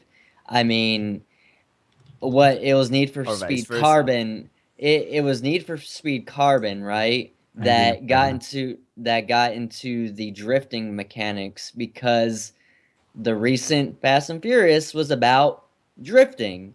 Friggin' And Tokyo Drift. What a terrible. Yes. So I feel that they have ridden those coattails long enough, and For you. for some odd reason, they feel that they need to keep bringing these out in hopes of what? I mean, they had a failed movie that was titled by the same name of the game. Like, I think they just need to cut the umbilical cord at this point. I want to know why they're trying to shove in a plot line to this. What plot do you need other than I've got shiny cars? It's I've so got a easy Underground to buy. racers It's have so drama you guys too, are so man. cheap. We You don't- guys are we don't so need cheap. any Underground of this racing has its drama. drama, man. Bashing on Need for I Speed. understand Don't that, you have but that's better when they're things to racing. do? Yeah, I mean, No. the life of an underground racer. Not on this be show. Some, Yeah. be some serious stuff, man. But they've already done that. They've already had Need for Speed Underground and Underground 2 and Underground 3 and Get that Japanese There's dude. He enough of looks them. awesome. He looks like he needs to like wash his There's hair. no way I can lead into this next one. Paris, what are your thoughts? Actually, you know what? I'm gonna take Fred's side on this one. Yes. Get out. Yes, go editor in chief. Go. No. It has its niche. It has its place of racing games where all car enthusiasts or people who are just interested in the whole speed aspects, and if you want to put a story to it too, that's fine. It does have its place, and there's not like also many providers of other car games. Other one off the top of my head, I don't know if it counts Mario Karts, maybe, where you can get throw shells at people. But no, it's fine if there's a market for it, which is obviously why there are. And a smart market. Yeah.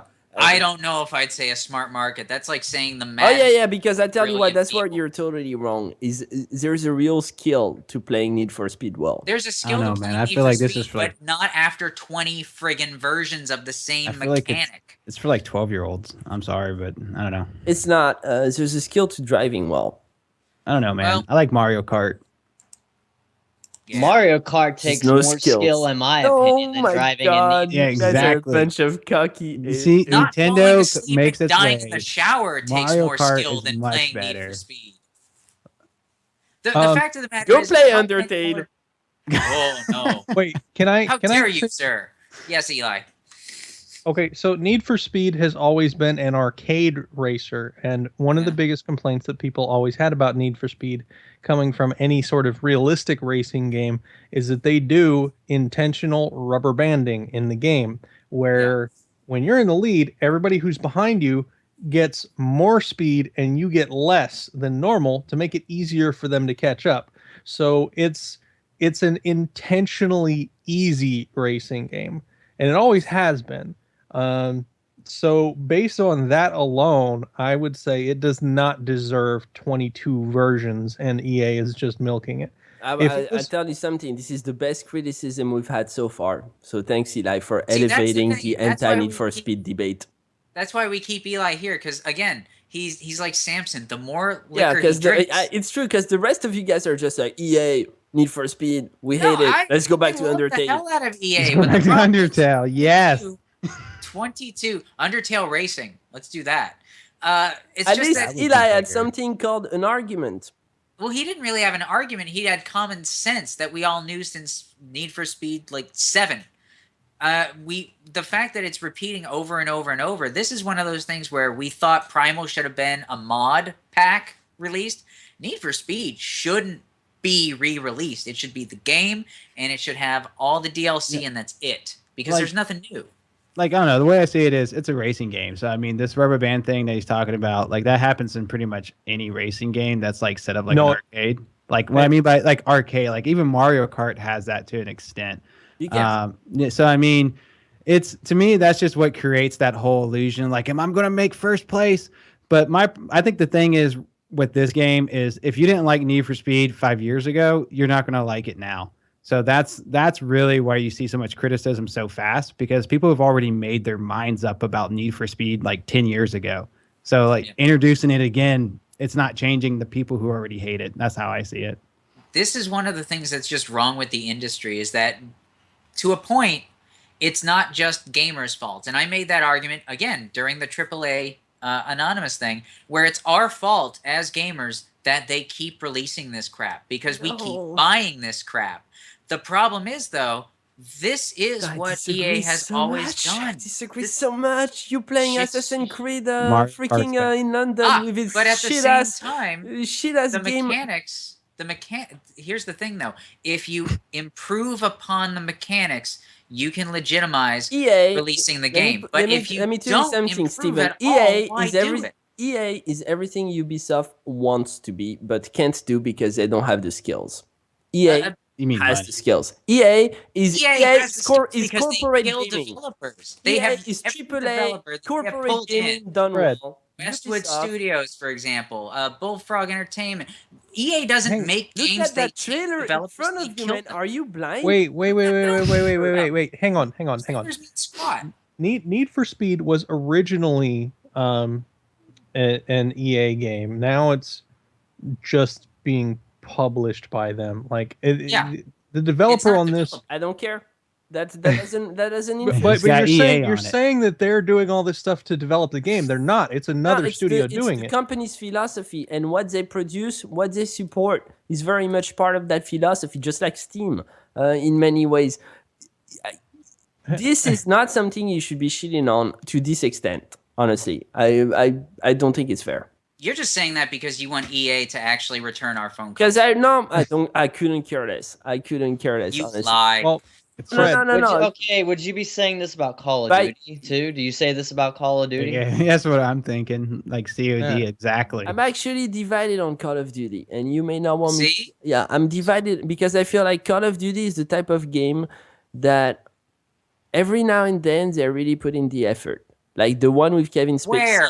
The one with Kevin. In the advertising. Like, and I'm not, I'm not quite. I'm actually not. Call of Duty. Fred, how many Call of Duty games are there? It's well said, DJ. Like a 25, I think, isn't it? A million. How many Call of Duty games are out there? That's a big question. On Call of Duty? Yeah, Without how many? Looking at Wikipedia. I see you sneaking. I know that I did not like the last one. I loved the one before. Activision is different.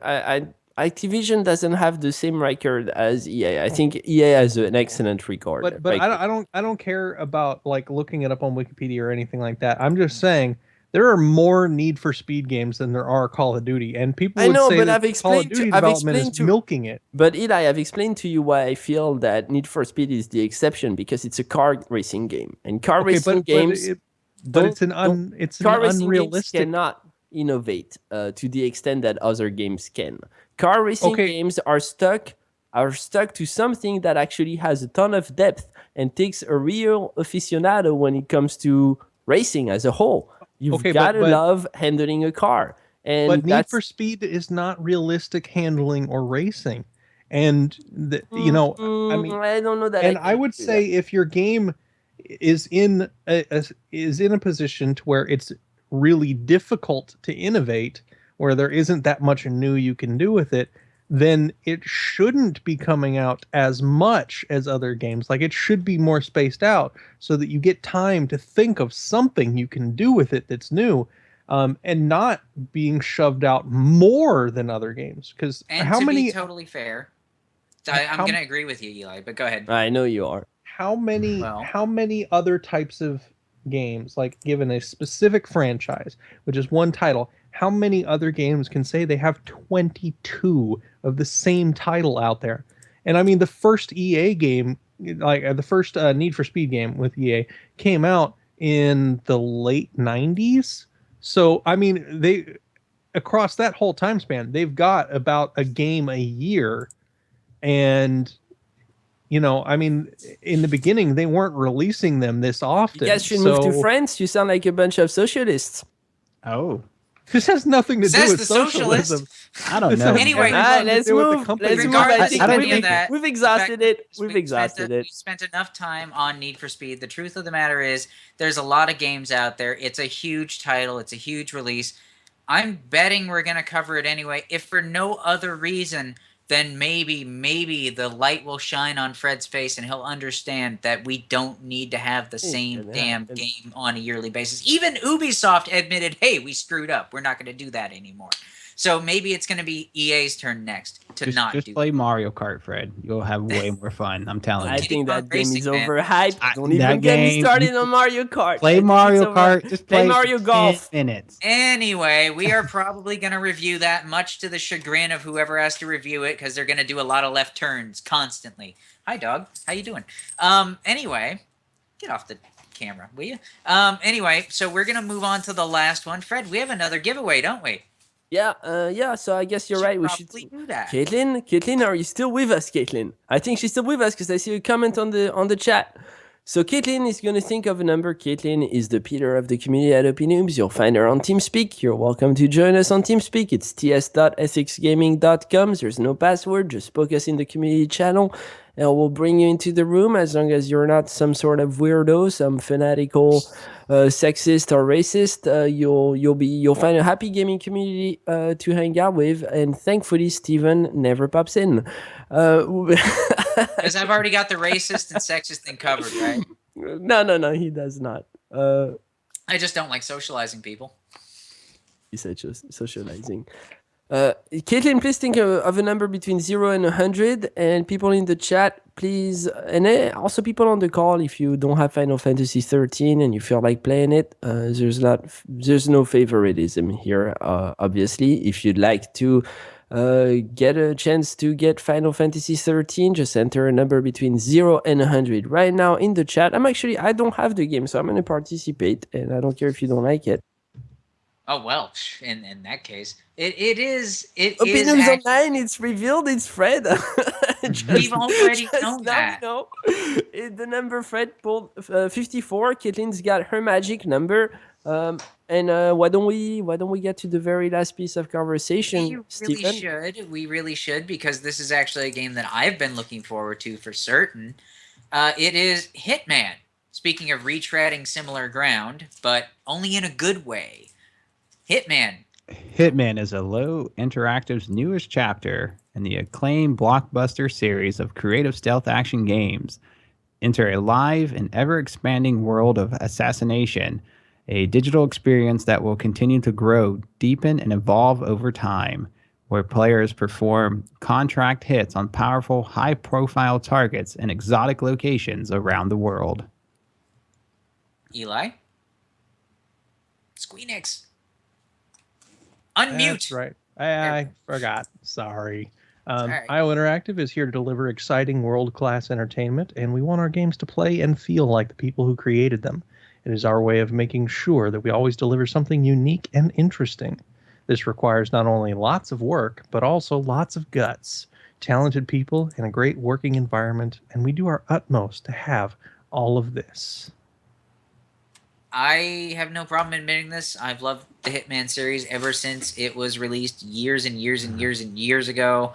Every single episode, every single game just gets better and better and better. It is literally, instead of milking a franchise, it is building the franchise up with better and better technology and better mechanics.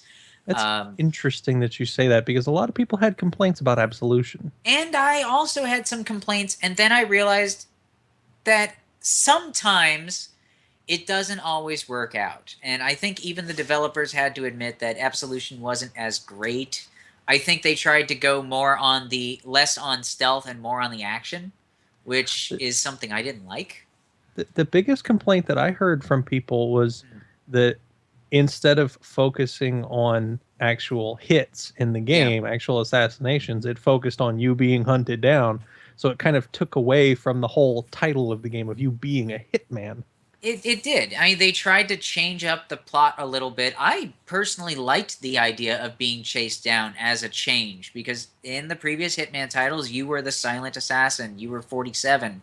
You went in, nobody knew you were going to be there. You would case out the place, you would get into it, and in Absolution, you were on the run. So I can understand where some people, if they're constantly used to the same mechanic, they get a little hesitant about doing anything new. But I just really felt that Absolution was fun, and this might be a retreat back to the traditional Hitman. And honestly, on new technology, it's probably going to be nothing short of awesome. So maybe I'm biased, but oh well. Shane, thoughts? When it comes to the Hitman series, I was never a fan at the beginning, but the one thing I do have to say is that I became a fan as the series grew. And I have to really agree with what you said. I mean, this is one of those games that I'm happy to know that I'm not like really jaded and I can't change my mind. But yeah, at the beginning, I definitely hated the game, but you're right. As time grew on, it changed and it became something way better than what it was when it first started. I mean, the game where it's at now is like night and day where it was when it started. So, I mean, I'm excited for it. Like I said, I haven't been a long time Hitman fan, but I'm currently one now, and that's just because of the recent games they've done. So this one looks great. I mean, it's just a company that proves that you can make games better each and every time, and I think that's cool. Sketch? I'm on the same grounds as Shane as far as I've never really been a huge fan. They're just not really. I guess stealth games just probably aren't my cup of tea. But as far as like a franchise, I guess always improving. I've never really heard that much negativity about Hitman games, and it seems that they always, again, like you guys have been saying, improve. Basically learn and improve as time goes when they want to release uh, a new one, to the world. So I gotta, at least give, a tilt my hat at them, at least for doing that for the people. Yeah, I mean, No, a lot of the classical fans think Blood Money is the best thing that ever got released ever.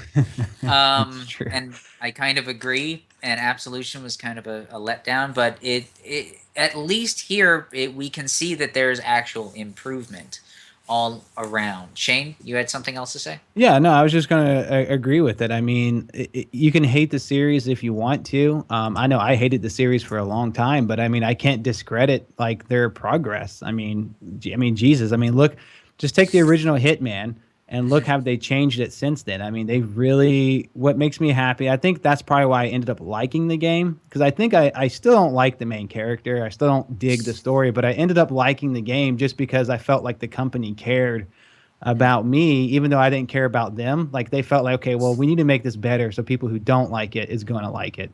And so that's why I ended up liking Hitman. I mean, I think it's fantastic when a company does that instead of just saying, oh, they don't like it. Oh, well, we got our money. So I'm happy that they care. I really got to wonder, just looking at the trailer, who would let this man be part of their tech crew?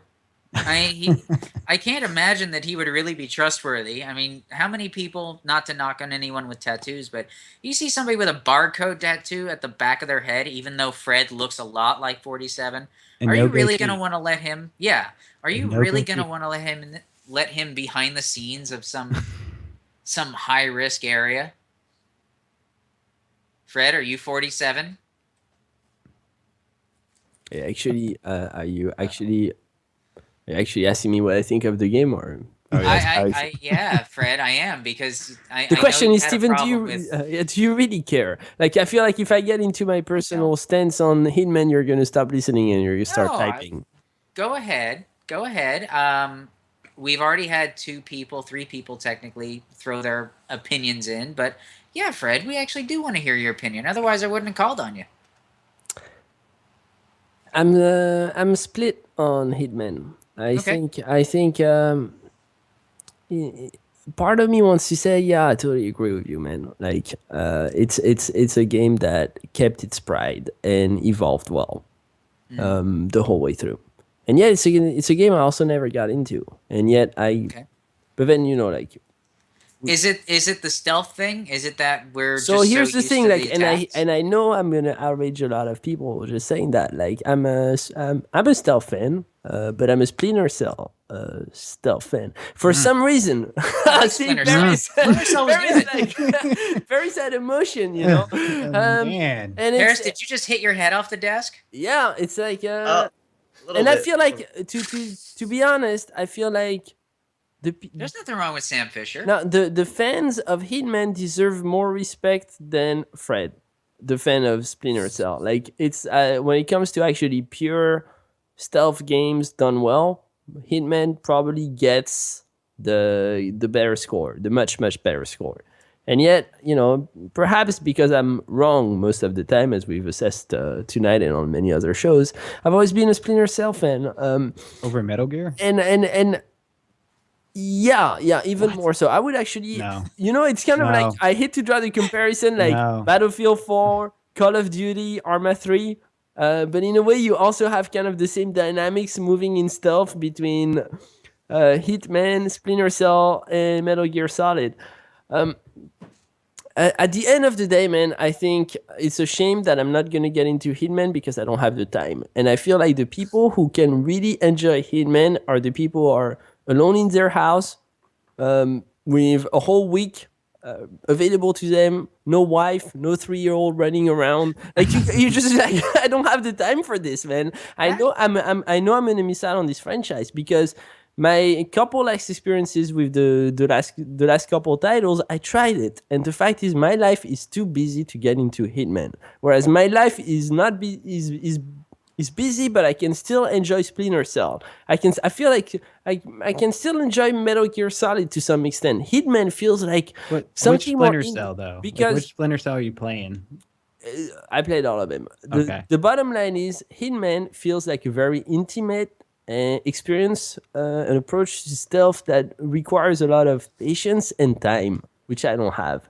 That's actually that. No, No, that's I actually think- fair to yeah, say because I think that's perfect, actually. Yeah.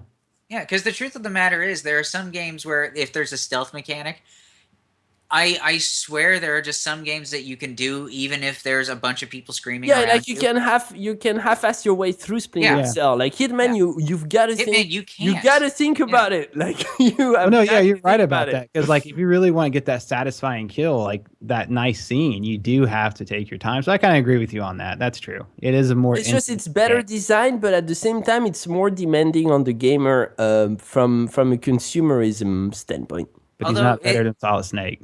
It sounds like you're kind of getting skewered briefly in the chat, but you can put a lot of look at time into that. The Witcher. Freddy's the man, bitch. It's in the chat.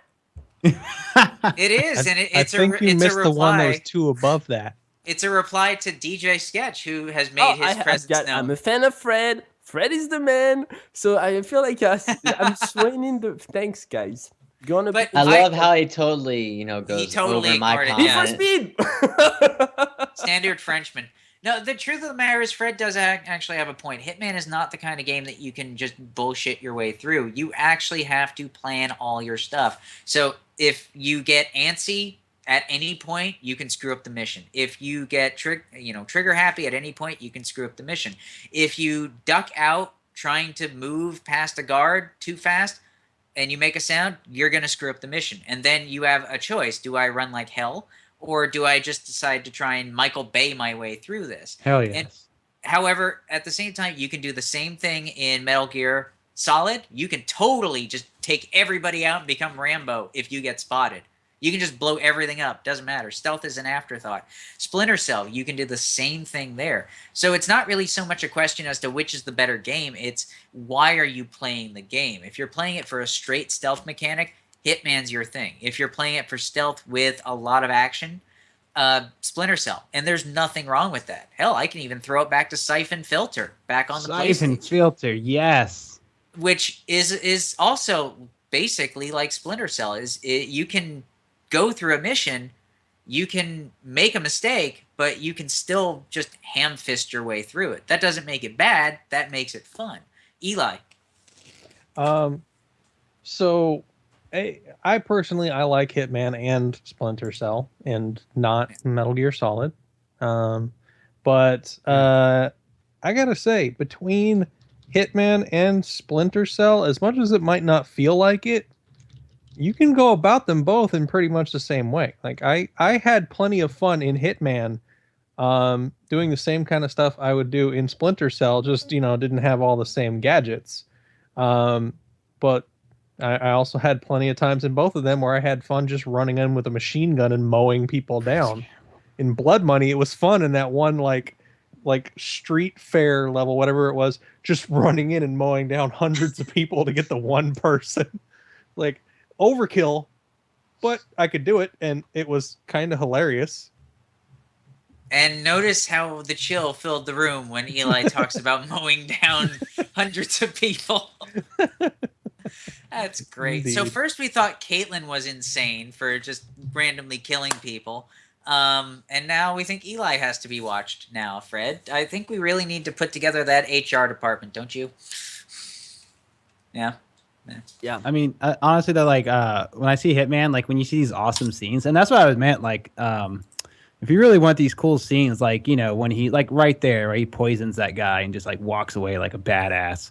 Like you really do have to take your time. I mean, it's not something that you can rush through to get that satisfying kill. So Yeah, if you want that specific thing to happen, but yeah, one of the things that was really awesome about the games before Absolution was you could go about it in 100 different ways with any one of the contracts. If you didn't want to wait around, you just run in, kill the people that you want to kill, and get out. You kind of got to be good at it because a lot of times that can get you killed, but still you have that option. If you don't want to spend the time on it to get a particular kill, then you don't have to. I actually have to join in. So just to let everybody know, it looks like Lord Zirian has won the Final Fantasy key, so good job on that. let's hope he gets it right this time. Yeah, for guessing numbers and stuff. Congratulations. We reward that stuff. But yeah, honestly, Fred, I know you felt a little ganged up on with Need for Speed, and that's understandable. Nonsense! But I expect it every show. you should. You really should. But I the say truth is, stuff to piss people off. Don't you get that now? This is true. Like I do it on purpose. I just blame it I on have whatever. never played a single Need for Speed game. Uh-huh. See, I was going to blame it on that ecto cooler crap you were drinking just before the show. That neon green stuff that you had in front the of your drink face. that glows in the dark. Yeah, the glow in the... That's always a It's a good great sign drink, when by the you're way. It's drinking from the south stuff. of France. But I even though I've never played a Need for Speed game, I stick by everything I've said. That's fair. That's fair. Even so, even though you're wrong, it's okay. You can have opinions. It's okay, yeah. And most of the time I am wrong. This is true. But that's why you have your own show, so you Yeah. can be wrong in an isolated booth. No, we're taking him to the stockades after Exactly. This is true. But yeah, are we sure we gave it to the right person? Did I we can't announce find the him, wrong but, one like yeah, last time? Last week. I'm looking for him in the chat. Please say something. Oh, He's here he is. there. Here he is. I'm not gonna miss you this time. Because last week I missed him. Yeah, and I Yep. actually had to give somebody a copy of Evolve. I felt sick just knowing I owned it. For a couple seconds. Anyways, thanks everybody for tuning in. It was a fun show. All 6 people that are playing Evolve at this point. But anyway, yeah. So final thoughts on Hitman. We've got a lot of choices so far. It's not better than Metal Gear. It's not better than Metal. But Metal Gear's got a dog, or the newest one anyway. Yes. Yeah. But anyway, I'm gonna go down the list. So we said yes to The Guest, Caravanserail, which looks awesome. Love is Blind Mutants, or Love is Blind Mutants. Ares Omega. Moonhunters, which Paris has pretty much already claimed. Moonhunters, yeah. No, it's already been reviewed by someone. Already on the list. So I Well, missed you can out always... on that. Well, we just talked about Hitman. You can always take a garrote wire and just choke him out and take it. I Well, actually, actually Good, yeah. Yeah. I actually got the Hitman one, so Oh, well, Hitman's already been claimed, so Okay, forget not that. going that way either. Anyone got a sword? Can I call dibs on Dark Souls 3 or something? Yeah. You masochist. Actually, just wanted Hang on, to there's 3 more that I have to say. Firefly Diary, Need for Yeah. Speed got a yes, and Hitman got a yes. So this is actually probably the only time we've had nearly all of them were yeses. for- Repeat Oh, come on. and upwards were refused. No Essentially. repeat? Repeat was told no. Not at this Yeah. particular juncture. Is It's Can I- early access. I understand. We Not want to yet. wait. Steven, before Yes. before you close the show, please let me do a couple plugins. No, that's exactly what you're here for. Plugins, your Java, Flash. What are you going to plug in? Dreamweaver. Dreamweaver. You're going to plug Dreamweaver. Power cord. Just a couple announcements. First of all, very excited to announce a series of interviews coming up in the next couple weeks. We're going to be talking to the studios behind Firewatch. That's a huge one. Charlight, Black Sea Odyssey, Gorgamoth, No Pineapples Left Behind, Dastal, Armored Warfare, Obsidian, which is freaking badass. Very excited to talk to those guys. This Gaia, Nice America, I'm not sure how you pronounce it actually. In Infinite Air, the guys behind HB Studios, great studio, great friends of OPNoobs. Flying Tigers, Shadows over China, which is a great game. Looks amazing at least. It's a plane simulator, I guess we could call it, of some sort. Competitive 16 versus 16. Gremlins Inc. See if Steven would follow up on that. Pretty excited about it. And most importantly, last but not least, Ultimate Chicken Horse, which means a lot of Best interviews. title Seriously, man, a lot of interviews, a lot of dev talks. Very happy to bring Shane as executive producers to OPNoobs to really Thank you. spearhead a lot of those efforts on Twitch with Steven, really become one of our face guys. We're growing as a company. Check us out at opnoobs.com. And when it comes to Hitman, March 20, Sunday, March 20, AAA Anonymous Episode 5 at 9:30 p.m. will be either ripping the game apart or giving it its full praises. So And maybe we'll be able to do one of those where we haven't torn the game apart. Because so far, our track record We're for being good AAA on Tomb Raider. Anonymous. Yeah, we were good on Tomb Raider, and then we just had a straight. that's drop. your fault. Like you guys were slanted on XCOM 2, still a great game, and I feel like you Because the guys- original is better, and even the previous reboot was better than XCOM 2. That's just Thank how you, it Tom. is. Thanks to a lot of new faces on Twitch that we're seeing Yeah. right now, checking us out. Very much appreciate the support, guys. We're gonna do the jazz hands, and while I do the jazz hands, Steven, you can close because you are the host, and I should shut up now. That is absolutely true. So if you want to check out Fred's incorrect opinions, you can hear them anyway on iTunes. Pretty much anything that has Fred's name attached to it, you can skip it. But from all of us at OPNoobs, to all of you in the chat, thanks for joining us. I'm sorry for the dog licking water in the background, and we're gonna That's hot. That's right.